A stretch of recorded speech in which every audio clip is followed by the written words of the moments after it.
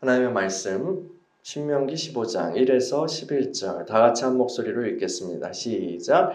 매 7년 끝에는 면제하라. 면제의 규례는 이러하니라. 그의 이웃에게 구워준 모든 체주는 그것을 면제하고 그의 이웃에게나 그 형제에게 독촉하지 말지니 이는 여호와를 위하여 면제를 선포하였습니다.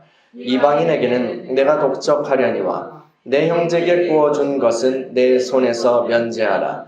내가 만일 내 하나님 여호와의 말씀만 듣고 내가 오늘 내게 내리는 그 명령을 다 지켜 행하면 내 하나님 여호와께서 내게 기업으로 주신 땅에서 내가 반드시 복을 받으리니 너희 중에 가난한 자가 없으리라.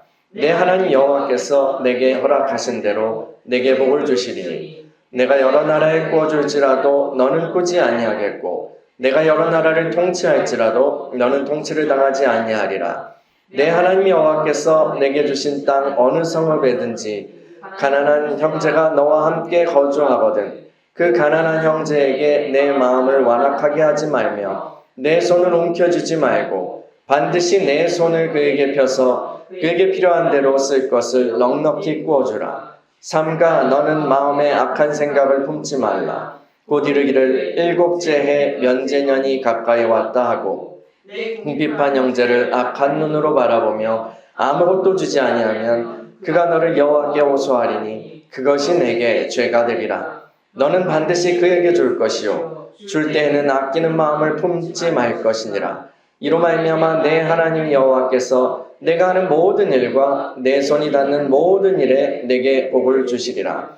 땅에는 언제든지 가난한 자가 그치지 아니하겠으므로 내가 내게 명령하여 이르노니 너는 반드시 내 땅 안에 내 형제 중 곤란한 자와 궁핍한 자에게 내 손을 펼치니라. 아멘. 주님, 우리가 주의 말씀 앞에 섭니다. 성령 이 시간 하늘 문을 여시고 주의 얼굴빛을 비춰주시며 친히 우리 안에서 해석자 되어주셔서 주의 말씀 깨닫게 하시고 그 말씀에 아멘이신 주님께서 우리로 하여금 믿음으로 또 순종할 수 있도록 인도하여 주시옵소서. 주님 감사합니다. 말씀을 전하는 종을 붙들어 주시고 성령으로 충만케 하시며 이 시간 주님께서 임재하시고 운행하여 주시옵소서. 예수 그리스도의 이름으로 기도합니다. 아멘. 지금으로부터 약 11년 전에 있었던 사건입니다. 서울의 송파구에 한 이제 집에 지하에 새들어 살고 있던 새 모녀가 번개탄을 피워서 스스로 목숨을 끊었습니다. 이른바 송파 새 모녀 사건입니다. 들어보셨나요? 이 가족이 극단적인 선택을 한 이유는 생활고 때문이었어요.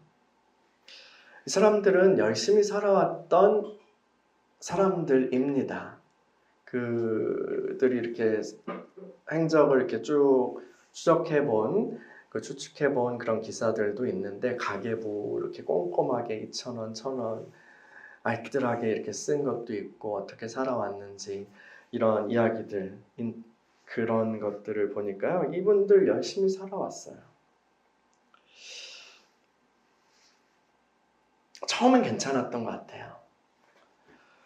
근데 이 극단적인 선택을 하는 그 사건으로부터 한 10몇 년 전에 아버지가 암투명을 하면서 이제 돌아가시게 돼요. 그러면서 비극이 시작됩니다.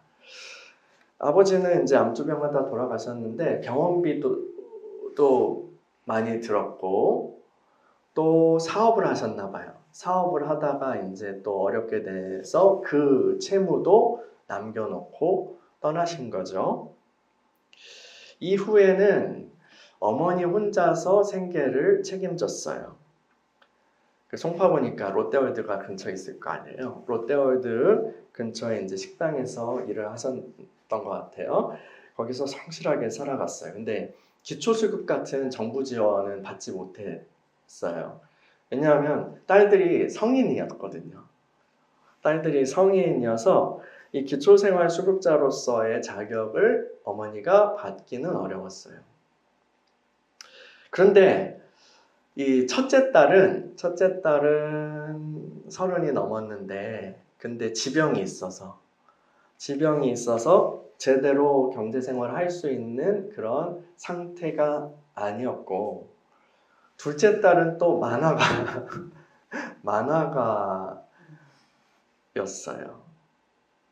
근데 만화가가 막 데이트를 치지 않는 이상 그렇게 쉽지 않잖아요.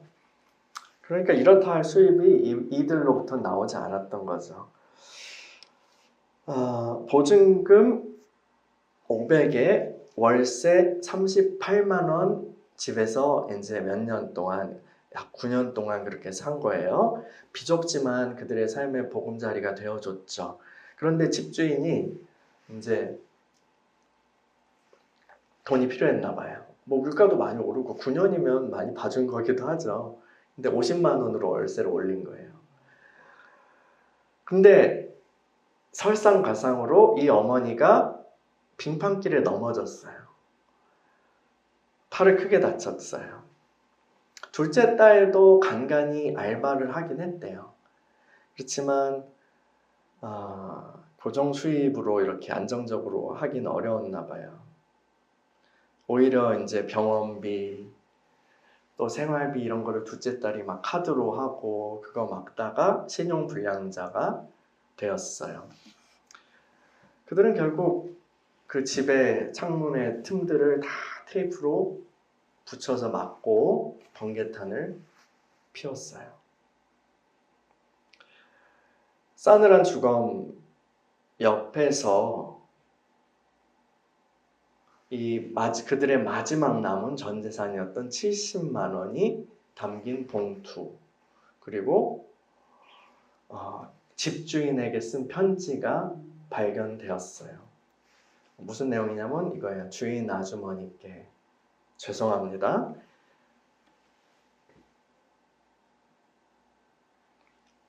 마지막 집세와 공과금입니다.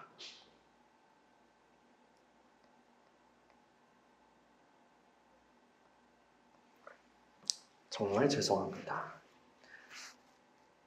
이 사건이요, 그 당시에 국민들한테 이 기사로 알려지고 굉장히 큰 충격이 되었어요. 이슈가 되었어요. 그래서 이후에 이제 국회에서는 이 복지 사각지대, 그거를 이제 그것이 있구나라는 것을 보고 사각지대를 줄이기 위해서 이 법을 개정하는 그런 안건을 내고 또 통과해요. 이른바 이제 세모녀법으로 별명이 붙은 그런 법이었어요. 그럼 가난이라는 건요, 인류 역사가 시작된 이래로 계속 있어온 문제예요. 그렇죠? 가난은 나라님 되길 못한다. 이 말 들어보셨잖아요. 근데 이 가난이요, 아주 처음부터 있었던 것은 아니에요. 하나님께서 이 세상을 만드셨을 때에는 가난의 문제가 없었어요. 모두가 부족함 없이 풍성한 만족을 누리면서 살았죠. 근데 아담과 하와가 불순종하면서 이제 낙원에서 쫓겨나잖아요. 죄가 이 세상에 들어와요. 그리고 가난의 문제가 시작돼요. 이 죄로 인해서 이 세상을 다스리는 법칙이 사망의 법칙으로 바뀌게 돼요. 그래서 인류는 질병과 또 가난이 주는 고통 아래에서 살아가게 되는 거예요. 우리가 꼭 기억해야 할 것은 이러한 고통스러운 삶은 본래 하나님께서 디자인하신 그런 세상의 모습은 아니었다라는 거예요. 여러분, 하나님께서는 애굽에서 노예 생활을 하던 이스라엘을 구출하셨습니다. 그들과 언약을 맺으시고 광야에서 거룩한 백성으로 훈련시키시죠. 그들은 이제 하나님이 주신 약속의 땅으로 들어가 새로운 나라를 세울 거예요. 모세는 신명기 말씀을 통해서 약속의 땅에 세워질 새로운 나라의 청사진, 새로운 나라의 비전에 대해 가르칩니다. 이 새로운 나라는 하나님과 연결된 백성이 사는 나라예요. 아담과 하와가 죄로 인해서 죽게 되었어요. 반드시 죽으리라 하셨잖아요. 그 사망 중 핵심은 하나님과의 관계 단절이에요. 영적 사망이에요. 하나님과의 관계 단절이에요. 근데 하나님께서는 이스라엘을 부르셔서 다시 하나님과 연결된 존재로 살아가기를 원하셨어요. 그것을 위해서 이스라엘은 하나 언약 백성으로서 하나님을 경외하고 하나님을 사랑하고 하나님의 말씀에 순종하는 그런 사람들로, 그런 백성으로 살아야 합니다. 이 하나님과의 올바른 관계, 하나님과의 올바른 관계야말로 이스라엘의 생명이에요. 이스라엘의 생명이에요. 이 생명의 회복은 자연스럽게 육신의 건강에도 영향을 미치죠. 하나님과 올바른 관계에 있으면 몸의 질병이 치유되고 건강하게 돼요. 그래서 그 광야에서 마라 사건이 있었잖아요. 마라의 쓴물을 단물로 바꿔주신 그 사건이 있었는데 출애굽기 15장 26절에 거기서 주님 이런 말씀을 하세요. 이르시되 너희가 너희 하나님 나 여호와의 말을 들어 순종하고 내가 보기에 의를 행하며 내 계명에 귀를 기울이며 내 모든 규례를 지키면 내가 애굽 사람에게 내린 모든 질병 중 하나도 너에게 내리지 아니하리니 나는 너희를 치료하는 여호와임이라. 아멘. 이렇게 치유라는 것이 그냥 딱 떨어져 있는 것이 아니라 그 이전에 하나님과의 관계성, 그리고 죄로 인한 저주로 발생한 것이기 때문에 하나님과의 관계가 회복되고 그 안에서 살아갈 때에는 이 치유와 건강이 함께 따라오게 되는 거예요. 그런데 이 질병뿐 아니라 사망의 그런 다스림에서는 질병과 함께 또 가난의 문제가 그 가난의 저주가 있었다고 그랬잖아요. 그래서 하나님과의 올바른 관계에는 언약 백성의 경제 생활에도 회복을 가져다 주는 거예요. 그래서 늘 사람들을 힘들게 하던 가난의 저주에서 해방되는 거죠. 하나님께서는 언약 백성들에게 풍성한 복을 주시는 분이세요. 그래서 다윗이 노래하잖아요. 여호와는 나의 목자시니 내가 뭐가 없어요? 부족함이 없으리로다. 언약 백성은 그런데 이 복을 그냥 부르심 혹은 할례 받았다 라는 그 신분만으로 이 복을 누릴 수는 없었어요.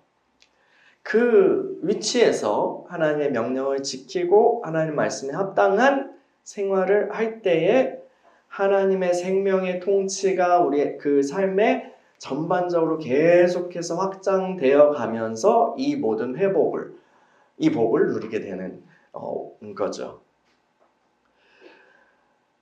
하나님께서는 특히 이스라엘이 애굽과는 완전히 다른, 그러니까 이 세상과는 완전히 다른 경제 시스템으로 돌아가는 그런 나라가 되기를 원하셨어요. 그런 공동체를 세우기를 원하셨어요. 애굽의 경제 시스템은 어땠을까요? 승자가 모든 것을 다 가져가고 군림하는 그런 시스템이에요. 창세기의 요셉의 이야기를 떠올려 보세요. 하나님께서는 요셉을 사용하셨어요. 그를 통해서 야곱 가족들을 구원하셨어요. 그런데 이 요셉을 통하여서 애굽의 하나님 나라를 세우신 건 아니에요. 요셉이 한 일이 뭐냐면 이제 풍년에 7년 동안의 풍년이 있었잖아요. 그때 풍년에 모아둔 곡식을 잘 모아서 이제 창고에다가 잘 저장을 해요. 그런 다음에 국가적으로 이렇게 축적을 해두고 또 그 후에 불경기죠. 7년의 흉년이 지속될 때 그것을 이제 국민들에게 팔아요. 그냥 주지 않고 팔아요. 팔아야지. 그 결과 근데 이 7년 정도 계속되니까 국민들이 돈도 떨어지고 하잖아요. 그럼 가축도 내어 팔고 그들이 농사짓던 땅도 내어 팔게 돼요. 그걸 다 나라 그 바로에게 다 팔고 바로가 그것의 소유권을 다 취하죠. 그래서 대부분의 국민들의 그 재산이 그리고 땅이 생산수단이 이 바로에게 귀속돼요. 바로에게 귀속돼요. 그래서 애굽 처음엔 안 그랬던 것 같은데 이후로 이 애굽 국민들은 바로의 소장농 혹은 노예 정도가 되는 거예요. 완전 막 채찍질하는 그런 노예가 아니라 그의 소유에서 이렇게 사는 그런 존재가 된 거죠. 이렇게 함으로써 애굽의 바로는 모든 백성들 위에 군림하는 절대 군주로서의 위치를 그렇게 자리매김할 수 있게 돼요.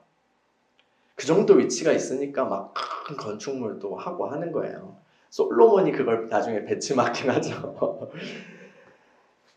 그런데 하나님께서는 이스라엘은 이런 애굽의 혹은 세상의 모습과는 이 흐름과는 정반대로 살아야 한다. 정반대의 공동체를 형성해야 한다고 말씀하시는 거예요.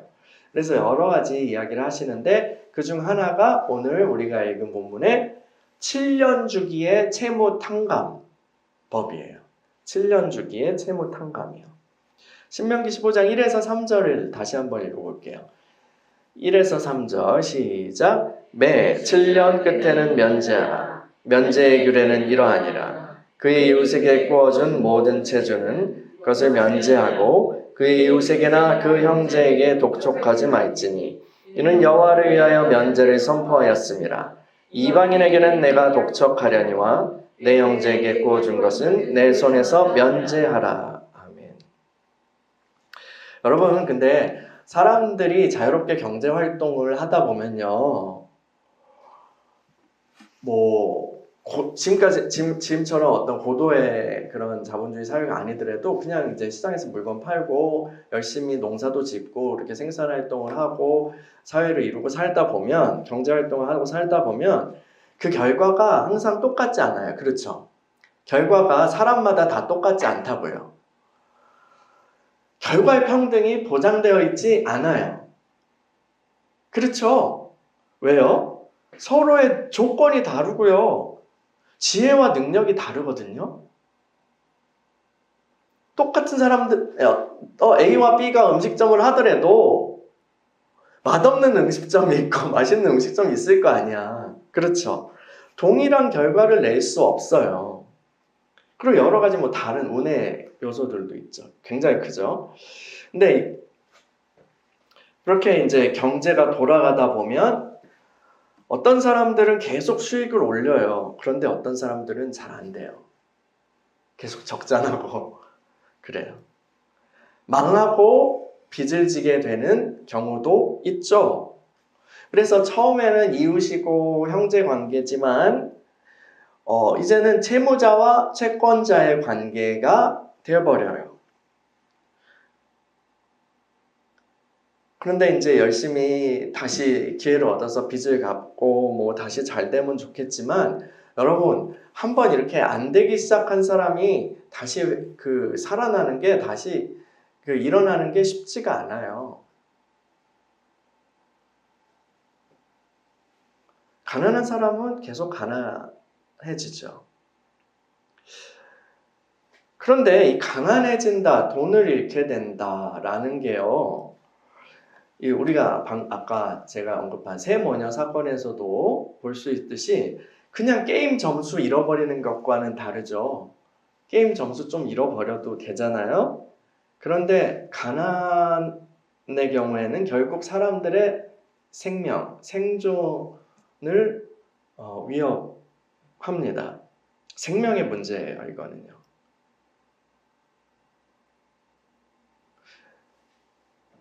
그래서 이 하나님의 율법은 7년 주기로 면제년을 두라는 거예요. 그래서 경제 생활을 하다가 망한 사람이 잘 못해서든 아니면 뭐 갑작스러운 뭐 사고로 질병으로 해가지고 뭐 어려워진 그 사람이 빚을 지게 된 사람이 절망으로부터 다시 일어설 수 있게 해야 한다라고 명령하는 거예요. 그런 사회를 만들어야 한다라고 말씀하시는 거예요. 그런데요, 여러분들이 이 말씀에 이렇게 감정이입을 할 때 여러분들이 채권자라고 생각해 보세요. 채무자가 아니라 여러분들이 채권자의 입장이라고 생각하면 여러분 이 명령이 부당하다고 느껴질 수 있어요. 아니, 빚은 갚아야 되는 거 아니야? 당연히 갚아야 돼요. 그런데 7년째 됐을 때 없었던 걸로 한다고? 도덕적 K 나오고 뭐 여러 가지 나오겠죠. 심한 경우 이거 못의 빨갱이잖아. 이렇게 비난하고 싶을 수도 있어요. 근데 여러분 들어보세요. 이 약속의 땅에서요, 이스라엘 백성은 개개인의 능력을 그렇게 발휘해서 자유롭게 경제활동을 할 수 있어요. 다 국유화해가지고 계획해가지고 하는 그런 구소련의 시스템 뭐 이런 거 아니라고요. 자유롭게 경제활동을 합니다. 농사도 짓고 짐승도 기르고 물건도 만들어 팔 수 있어요. 근데 아까 말씀드린 것처럼 그 과정에서 잘 되는 사람도 있고 망하는 사람도 있잖아요. 어떤 사람은 그런데 그 결과에 대해서 흥하고 망하는 것에 대해서 다 자기 능력이 탁월해서 혹은 내가 열심히 노력했기 때문에 그 결과를 얻었다라고 생각해요. 성실함과 능력은 좋은 것이죠. 성경은 분명히 게으름에 대해서도 비판합니다. 그런데 여러분, 이 성공하는 것에 대해서요, 또 경제적 성공에 대해서 이 능력과 노력 외에 크게 작용하는 것이 바로 사람들이 말하는 운이라는 요소예요. 운이요. 많은 사람들이 그걸 인정해요. 뭐 때, 장소, 적절한 때와 장소, 그리고 기회, 어떤 우연한 만남, 선택, 그게 성공의 변수가 된 경우가 굉장히 많아요. 그리고 사실 능력과 노력이라는 것도요, 그걸 할 수 있는 조건을 받았기 때문이거든요. 부모님께 받은 건강한 몸, 교육받을 수 있는 조건, 또 사회 환경들, 여러 인프라들, 그런 것들이 있어서 가능한 거예요. 여러분, 동일한 재능을 가진 사람이라도 이 캄보디아에서 태어나는 거랑 대한민국에서 태어나는 거랑은 완전히 그 사람이 달라지겠죠. 완전히 난이도가 달라요. 삶의 난이도가. 성취도도 다르죠. 그리고 이렇게 열심히 뭔가를 하려고 해도 정말 성실하고 막 그렇게 하는 사람이라고 할지라도 중간에 다치거나 아프거나 아니면 가족이 그렇게 되거나 하는 일들이 발생한다면 이야기가 달라져요. 모든 게 다. 이런 건 운의 요소가 굉장히 커요. 근데 우리식으로 말하면 세상 사람들은 그걸 운이라고 하지만 우리식으로 말하면 은혜죠. 하나님이 베풀어 주신 은혜예요. 그 모든 것들은요. 다 주님으로부터 받은 거라고요.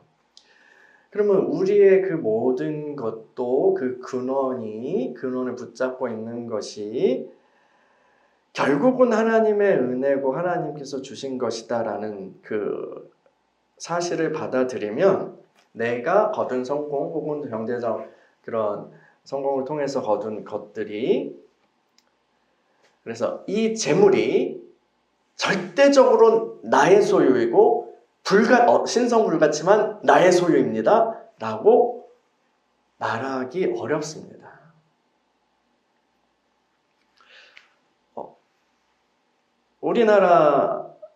우리들은요, 이제 제일 아까운 것 중에 하나가 또 세금이에요. 그렇죠? 저는 뭐 세금을 많이 안 내죠. 물론 간접세를 내긴 하지만, 근데 여러분들은 세금 많이 내시잖아요. 근데 세금 걷어가는 거 굉장히, 자영업자는 더 그렇고 되게 속쓰려요. 그렇죠? 너무 많이 걷어가. 어떻게든 아끼는 게 필요하긴 합니다. 절세지에 필요하죠. 그런데 여러분, 사실 그렇게 걷어간 세금으로 나라가 운영되잖아요. 그리고 나라 운영은 뭐예요?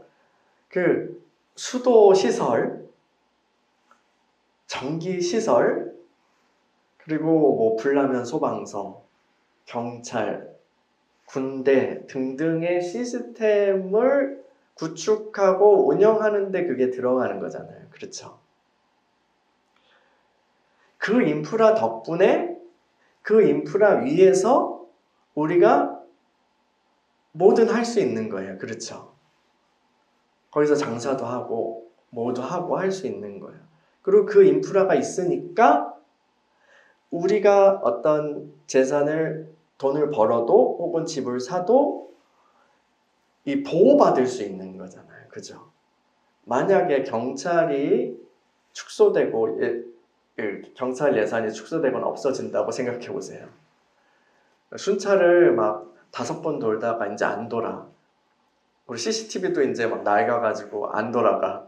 그러면 뭐가 판칠까요? 도둑들이 판쳐요. 깡패들이 판쳐요. 그런 나라들 많잖아요. 그러니까 내 재산과 내 경제 생활을 지켜주는 그런 역할을 한다고요. 도둑들뿐만 아니라 외적으로부터 또 지켜주죠. 군대가 있으니까. 그러니까 그런 것 때문에 우리가 이제 할 수 있는 거죠. 근데 국가 시스템도 하나님께서 땅과 하늘을 그대로 두시니까 하늘이 막 무너지고 땅이 꺼지면 국가 붕괴잖아요. 땅과 하늘을 그대로 붙잡고 계시고 공기도 그냥 주시고 햇빛도 주시기 때문에 존재합니다. 하나님께서 베풀어 주시는 것이 없다면 우리가 하루도 살아갈 수 없어요. 개인적으로 뿐만 아니라 그냥 살아갈 수 없어요. 하나님께서 다 주신 거죠. 붙들어 주시는 거예요. 우리 주님도요, 한 부자의 이야기를 이렇게 하셔요. 누가복음에서요. 누가복음 12장에 있는 건데, 어떤 부자가 그의 밭농사를 잘 지었어요. 그래서 풍성한 소출을 얻었어요. 밤에 너무 막 행복해가지고 밤에 혼자 누워가지고 생각해요. 와, 신난다. 대박 났어. 그런데 이 많은 곡식을 쌓아둘 창고가 부족하네. 내가 가진 창고는 너무 작잖아. 어떡하지? 그래, 전에 있던 작은 창고는 헐어버리고 더 큰 창고를 짓는 거야. 거기에 이제 추수해서 곡식 또 여러 가지 물건을 꽉꽉 채워서 저장해둬야지. 그러면 몇 년은 그렇게 걱정 없이 평안하게 지낼 수 있을 거야. 내 영혼아, 이제 이렇게 많은 재산을 모아두면 넌 꽃길만 걷는 거야. 그런데 하나님께서 그에게 말씀하세요. 어리석은 자야, 오늘 밤에 네 영혼을 도로 찾을 것이다. 그러면 네가 준비한 것이 누구의 것이 될까? 주님께서는 이 이야기를 마치시면서 자기를 위하여 재물을 쌓아두고 하나님에 대하여 부요하지 못한 사람이 이와 같다라고 말씀하세요. 여러분, 하나님께서는 지금 우리를 보고 뭐라고 하실까요? 우리가 하고 있는 생각들, 우리도 부자처럼 이렇게 생각할 수 있잖아요. 뭐라고 말씀하실까요? 한번 생각해 보자고요. 계속해서 신명기 본문 읽어볼게요. 나머지 읽어봅시다. 신명기 15장 4에서 11절 시작. 내가 만일 내 하나님 여호와의 말씀만 듣고 내가 오늘 내게 내리는 그 명령을 다 지켜 행하면 내 하나님 여호와께서 기업으로 주신 땅에서 내가 반드시 복을 받으리니 너희 중에 가난한 자가 없으리라. 내 하나님 여호와께서 내게 허락하신 대로 내게 복을 주시니 내가 여러 나라에 꾸어줄지라도 너는 꾸지 아니하겠고 내가 여러 나라에 통치할지라도 너는 통치를 당하지 아니하리라. 내 하나님 여호와께서 내게 주신 땅 어느 성읍에서든지 가난한 형제가 너와 함께 거주하거든 그 가난한 형제에게 내 마음을 완악하게 하지 말며 내 손을 움켜쥐지 말고 반드시 내 손을 그에게 펴서 그에게 필요한 대로 쓸 것을 넉넉히 구워주라. 삼가 너는 마음에 악한 생각을 품지 말라. 곧 이르기를 일곱째 해 면제년이 가까이 왔다 하고 내 궁핍한 형제를 약한 눈으로 바라보며 아무것도 주지 아니하면 그가 너를 여호와께 호소하리니 내게 죄가 되리라. 너는 반드시 그에게 줄 것이요 줄 때에는 아끼는 마음을 품지 말 것이니라. 이로 말미암아 내 하나님 여호와께서 내가 하는 모든 일과 내 손이 닿는 모든 일에 내게 복을 주시리라. 땅에는 언제든지 가난한 자가 그치지 아니하겠으므로 내가 내게 명령하여 이르노니 너는 반드시 내 땅 안에 내 형제 중 곤란한 자와 궁핍한 자에게 내 손을 펼지니라. 아멘. 여러분 이 말씀을 읽으면서요 뭔가 이상한 점을 발견하셨습니까? 4절 5절 이렇게 붙어 있는데 4절 5절에 보면 너희 중에 가난한 자가 없으리라 하셨어요. 그런데 쭉 내려와서 11절을 보세요. 11절을 보니까 땅에는 언제든지 가난한 자가 그치지 아니하겠으므로 라고 하십니다. 이 두 진술을 어떻게 이해해야 할까요? 4절과 5절의 말씀은 하나님 나라의 질서, 하나님 나라의 질서를 가리켜요. 이스라엘이 하나님의 법을 지키고 거룩한 백성 공동체로 살아갈 때 그 땅에 가난한 사람들이 없을 것이란 말씀이에요. 하나님께서 공동체 전체에 지속적인 형통과 번성의 복을 주실 것이기 때문이죠. 그래서 온 세계 열방 중에서도 부유한 국가로 그렇게 우뚝 서게 되고 온 나라에 꾸어줄지라도 꾸지는 않는 그런 나라가 될 거예요. 또 통치당하지 않고 통치하는 강한 나라가 될 거예요. 와, 부국강병이다, 그죠? 그런데 단순히 이게 부를 많이 주신다 이것 차원도 있지만 그 사회 구조 문제도 있어요. 여러분, 오늘날 이 과학기술의 발달로요, 이 식량이 굉장히 그 생산력이 높아졌어요. 그렇죠? 그런데 아직 세계에 굶주리는 사람도 있을까요? 없을까요? 있을 뿐만 아니라 굉장히 많거든요. 왜 그럴까요? 시스템 문제예요. 한쪽에서는 이렇게 식량이 너무 많아져서 그거를 막 버려야 돼요. 그걸 막 버려야 될 지경이에요. 근데 한쪽에서는 굶어 죽어요. 그러니까 단순히 뭔가 이렇게, 그리고 그것이 한 나라에서 벌어지기도 해요. 어떤 사람들은 굉장히 다른 나라의 원조를 받던 뭘 하든 해가지고 자원을 자기들이 하든 해가지고 그 왕족이나 이런 사람들은 잘 사는데 엄청나게 잘 사는데 대부분의 사람들은 막 근근히 살고 굶고 그래요. 이게 시스템 문제예요. 그냥 단순히 물론 그 부의 문제도 있지만 단순히 그게 막 부어진다고 해가지고 되는 문제가 아니에요. 이런 공동체적 축복, 가난한 자가 없으리라 라는 이 공동체적 축복은 이스라엘 사회가 하나님의 법대로 하나님의 공의와 자비로 돌아갈 때 이렇게 받을 수 있는 거죠. 이루어지는 거예요. 이 땅에서 필연적으로 가난한 사람들은 계속해서 나타날 거예요. 그런데 그 가난한 사람들을 무시하지 않는 그런 사회가 될 때에 이 이스라엘이 그 축복을 받는 거예요. 여러분, 우리나라도요, 절대적으로 빈곤했던 나라였어요. 그렇죠? 절대 빈곤이 있던 나라였어요. 그래서 그 옛날 할머니, 할아버지들은 많이 굶으시고 힘든 시절을 그렇게 이겨내신 생존자들이잖아요.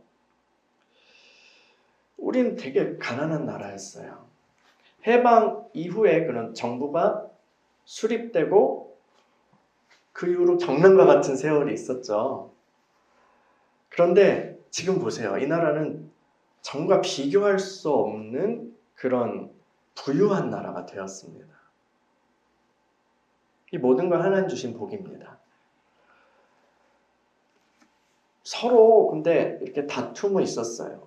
끊임없는 다툼이 있어 왔지만 큰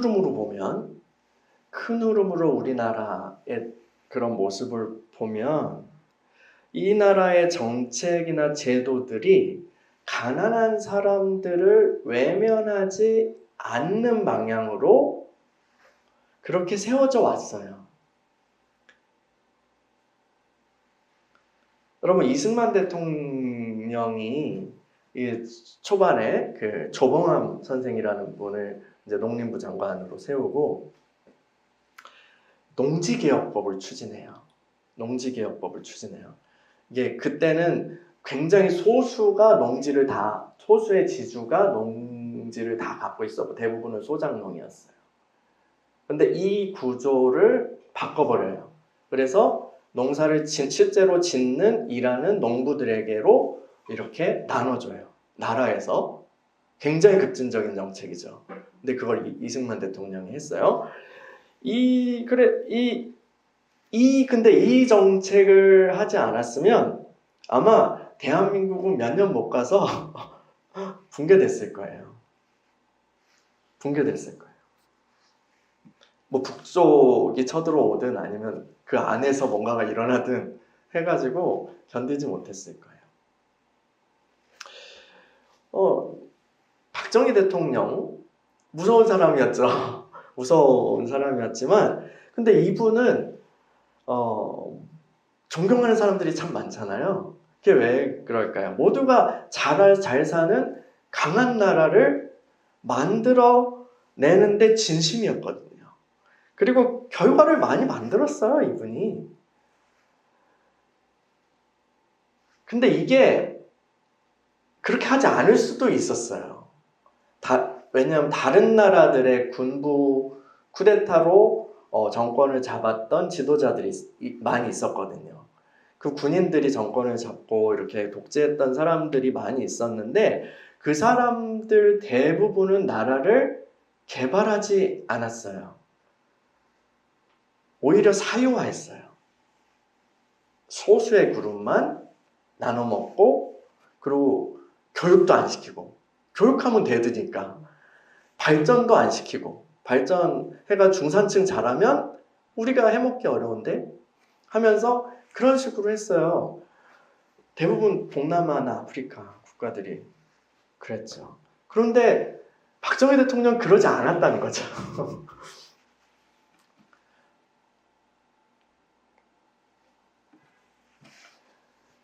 전두환 대통령도 또 무서운 사람이죠. 지금 언급한 사람들을 제가 좋아하진 않아요. 그런데 이분들이 뭐 정치적 의도든 아니면 어떻게 어쩔 수 없었던 아니면 진짜 진심이든 이런 방향들을 해왔는데 이 전두환 대통령이 뭘 했냐면 이 전국민 의료보험을 했어요. 전에 이제 박정희 대통령은 의료보험 제도를 이렇게 시도를 했는데 전 국민 아니었거든요. 전 국민 근데 전두환 대통령이 강력하게 전 국민으로 강제로 이렇게 해버린 거죠. 그리고 김대중 대통령은 건강보험이나 이런 다른 여타 사회보장 제도를 그 당시 IMF 터지고 수습해야 하는 상황이었고 굉장히 그렇게 좌절하고 가난해진 사람이 많았으니까 이 건강보험이나 다른 사회보장 제도를 굉장히 체계화하고 또 복지 국가를 위한 기반을 만들었죠. 그래서 지금까지 이렇게 이어지고 있는 거예요. 물론 완벽한 정책이나 제도는 없습니다. 세모녀 사건에서 우리가 보았듯이 계속 보완되어야 될 부분이 있고, 그렇죠. 그리고 자칫 잘못 건드리면 또 부작용이 날 수도 있고요. 그런데 이 큰 방향성으로 보면 이 나라의 정책들이 가난한 사람을 무시하지 않는, 그들을 챙기는 방향으로 이렇게 세워졌다는 것을 말씀드리는 거예요. 이러한 방향성은, 대한민국이 온 방향성은 하나님 나라의 질서에 부합한다고 할 수 있어요. 그래서 저는 우리나라가 유례 없는 번영의 복을 지금 받고 있는 것이 이 흐름과 무관하지 않다고 생각합니다. 그런데 늘 반작용은 있죠. 다시 언제든지 그걸 되돌리고 싶은 사람들은 있어요. 약육강식에 오면 그런 세상에 오길 바라는 사람이 있어요. 강자들이죠. 적자 생존의 법칙이 지배하는 사회가 편한 사람들이 있어요. 이분들은 개인의 소유물, 사유재산은 절대적인 거고, 또 이윤 추구를 위해서는 어떠한 통제도 악이야 라고 말해요. 그래서 시장 원리야말로 극대화, 이윤을 극대화할 수 있는 그런 시장 원리야말로 신적인 법칙이고, 또 경쟁에서 이긴 사람이 다 갖고 진 사람은 도태되는 것이, 그래서 약한 자들 위해 강한 자를 군림하는 것이 당연하다고 말해요. 이 사람들은 이미 가진 것을 빼앗기지 않으려고 할 뿐 아니라 더 많이 있는 것도 다 챙기려고 하는 시스템을 만들고 싶어 합니다. 이 사람들은 막 로비를 해서 법과 정책, 제도를 고치려고 할 뿐만 아니라 사람들의 생각과 가치관도 바꾸고 싶어 해요. 가난한 사람들은 열등해. 함께해서는 안 돼. 함께해서는 안 되는 족속이야 라고 생각하게 하는 거죠.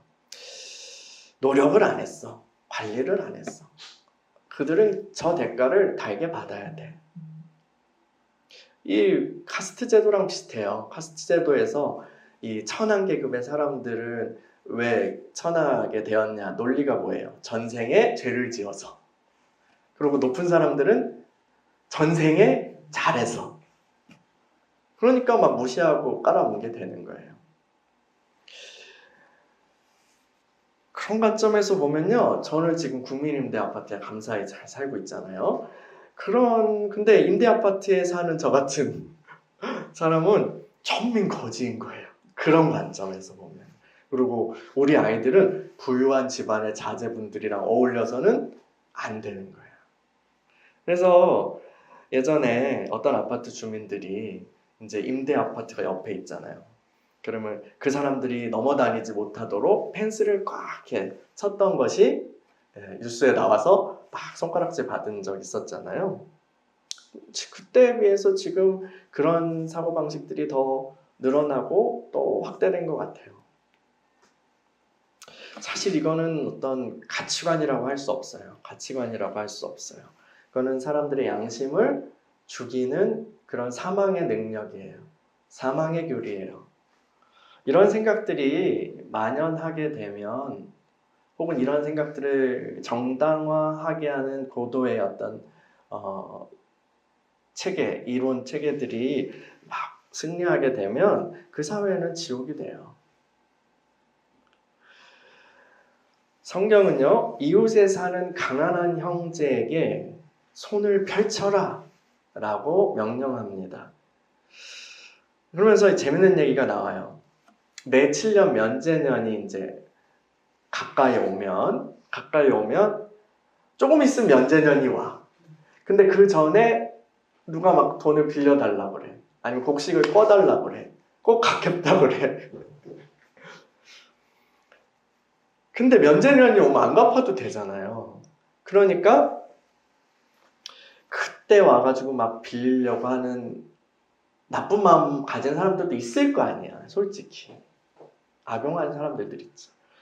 근데 그런 면제년이 가까워서 빌려줄 것을 못 받을 것 같다고 해도 악한 눈으로 그 형제를 보지 말고 자비를 베풀라고 말해요. 만약에 못 받는 것은 여기 나오진 않지만 못 받는 것은 누가 갚아주실까요? 하나님 갚아주실 거예요. 잠언 22장 9절에 보면요. 선한 눈을 가진 자는 복을 받으리니 이는 양식을 가난한 자에게 줌이라 라고 했어요. 또한 가난한 자를 구제하는 자는 궁핍하지 아니하려니와 못 본 채 하는 자에게는 저주가 크리라. 복과 저주가 그 기로에 있는 거죠. 잠언 28장 7절이에요. 여러분, 제가 오늘 이 신명기 말씀을 읽었는데요. 우리는 다시 말씀드리지만 가나안 땅에 살고 있는 이스라엘 사람들이 아니잖아요. 그렇죠? 뭐 새 이스라엘이긴 하지만요. 하나님의 백성. 근데 우린 대한민국에 사는 이 평범한 국민이란 말이에요. 그래서 이 면제년을 문자적으로 지키는 것은 현실적으로 어려워요. 그렇죠?